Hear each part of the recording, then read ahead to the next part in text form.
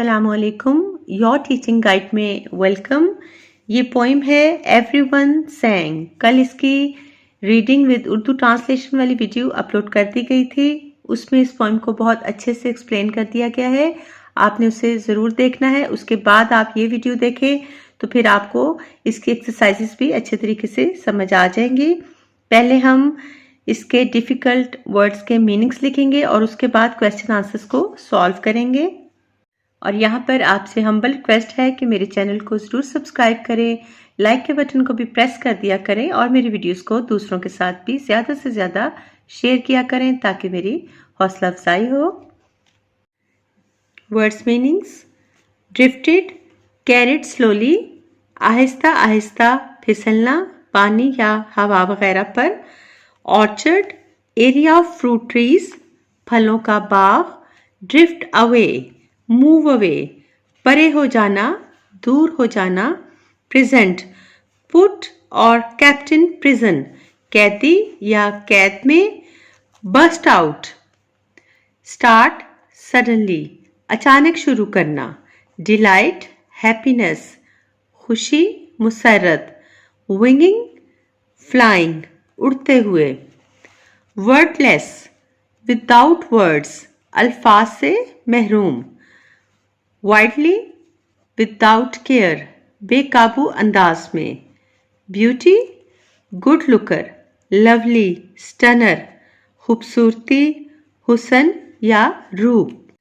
शेकन, ये वर्ब है, past participle of shake. इसका मतलब होता है शॉक्ड या अपसेट बाय समथिंग। हिला हुआ, लरसता हुआ, डर से या थरथराता। Horror, an intense feeling of fear. वहशत, दहशत या खौफ। Suddenly, immediately, quickly, all of a sudden, अचानक। प्री रीडिंग क्वेश्चन को सॉल्व करेंगे। Find out about world war one. When was it? Which countries were involved in it? पहली जंग अजीम के बारे में मालूम कीजिए कि यह कब हुई और कौन से ममालिक इसमें शामिल थे। आंसर नोट करें। World war one began in 1914 and went on till 1918. Great Britain, France, Russia, Italy, United States, Germany, Austria, Hungary, Turkey and Bulgaria were involved in it. पहली जंग अजीम 1914 में शुरू हुई और 1918 तक जारी रही और ये तमाम जो ममालिक हैं ये इस जंग में शामिल थे। अब हम एक्सरसाइज ए के ये तमाम क्वेश्चंस सॉल्व करेंगे। पहला क्वेश्चन है, where do you think the people in the poem are? इसका आंसर नोट करें।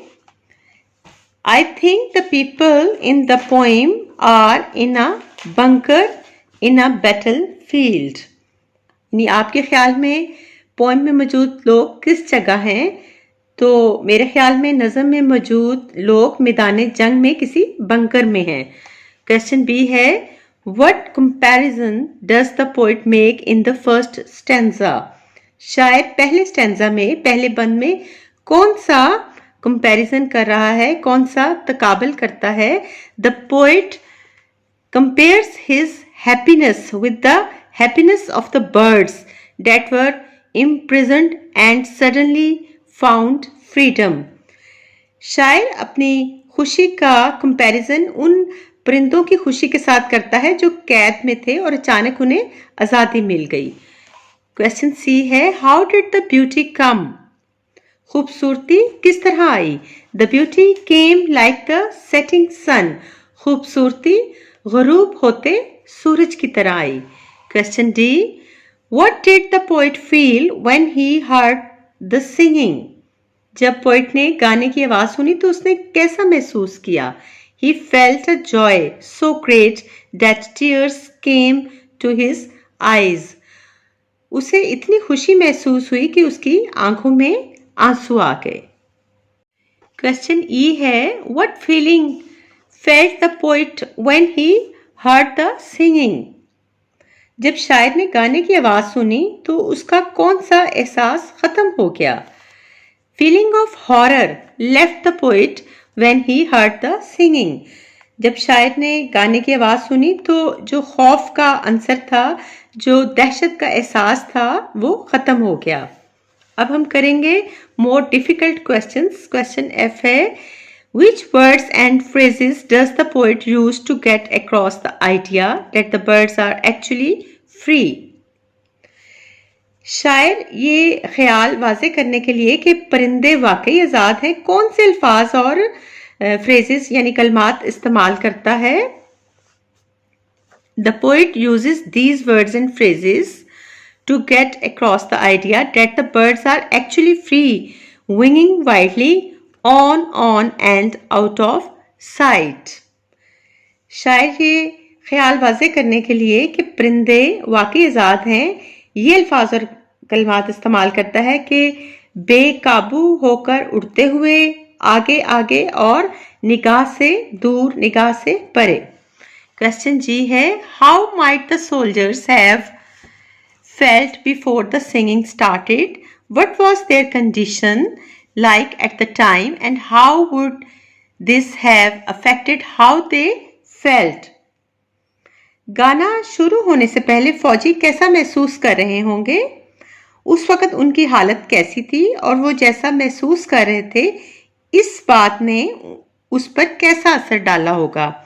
The soldiers might have felt sad and afraid.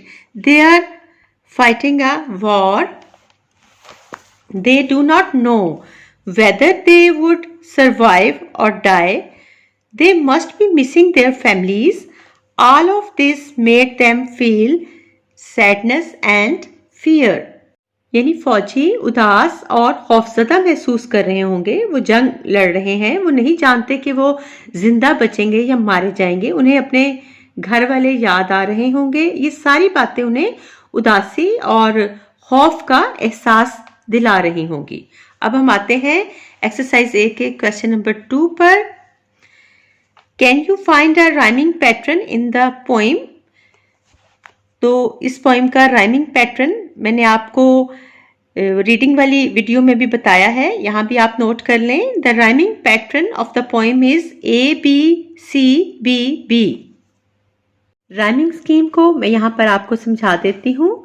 जैसा कि ये पोइम की लाइंस हैं, हर लाइन के एंड में जो वर्ड्स आ रहे होते हैं वो होमोफोन्स कहलाते हैं. एक दूसरे से मिलते जुलते जो अल्फाज होते हैं उनकी साउंड्स मिलती हैं आपस में, जिन्हें उर्दू में हम आवाज़ या हम काफिया अल्फाज कहते हैं.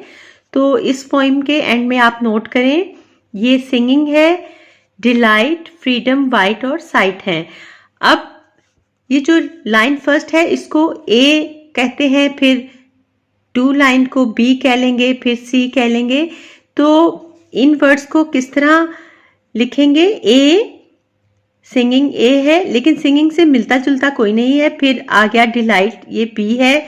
फ्रीडम C है, फ्रीडम से भी मिलता जुलता कोई वर्ड नहीं है, लेकिन डिलाइट से मिलता हुआ वाइट है और फिर वाइट से मिलता हुआ साइट है. तो इसकी राइमिंग स्कीम कैसे बन गई? ये A लाइन का वर्ड था तो इसको A कहेंगे. ये B है, B से मिलते जुलते 2 और हैं तो ये हो गया B, और ये वाली लाइन भी B और ये B, लेकिन ये C है. तो इस तरह हुआ A B C B B. इसी तरह सेकंड स्टैंजा में भी इन लाइंस को नाम दिया गया है A B C B B. Lifted और हॉरर से मिलते जुलते वर्ड्स नहीं हैं, लेकिन सन, वन और डन एक जैसे हैं. तो इस तरह ये राइमिंग स्कीम बनी A B C B B. Question number 3, answer the following questions with reference to context. ये पोइम में से ली गई लाइन है. My heart was shaken with tears and horror drifted away. तो ये लाइन है, इससे रिलेटेड ये क्वेश्चंस हैं, इनके आंसर्स लिखने हैं. पहले आप लाइन का मतलब समझ लें कि मेरा दिल, पोइट कहता है कि मेरा दिल लर्ज उठा आंसुओं से और खौफ दूर फिसल गया, खौफ दूर हो गया. इस लाइन से रिलेटेड क्वेश्चन ए है, why was the speakers heart was shaken with tears, was he unhappy? Speaker यानी पोइट का दिल आंसुओं से क्यों लरस रहा था? क्या वो नाखुश था? No, he was not unhappy, these were tears of happiness. नहीं, वो नाखुश नहीं था, ये उसके खुशी के आंसू थे। क्वेश्चन बी है, what made the horror drift away? किस चीज ने खौफ और दहशत को दूर हो जाने पर मजबूर किया? The Joy felt by singing made the horror drift away. वो गाना जो फौजियों की तरफ से गाया जा रहा था, उस गाने से महसूस होने वाली खुशी ने खौफ और दहशत को दूर हो जाने पर मजबूर किया। पोएम एवरीवन सैंग की एक्सरसाइज ए के तमाम क्वेश्चंस सॉल्व कर दिए गए हैं। नेक्स्ट वीडियो में एक्सरसाइज बी और सी को सॉल्व किया जाएगा। Thank you. Allah Hafiz.